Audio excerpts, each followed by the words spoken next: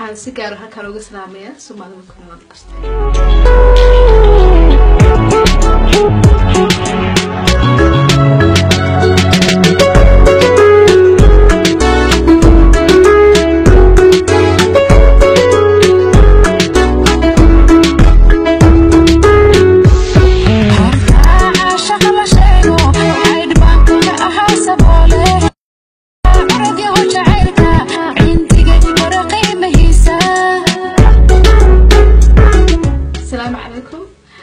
waxaan si gaar ah halkan uga salaamayaa Soomaalida ku nool kasta.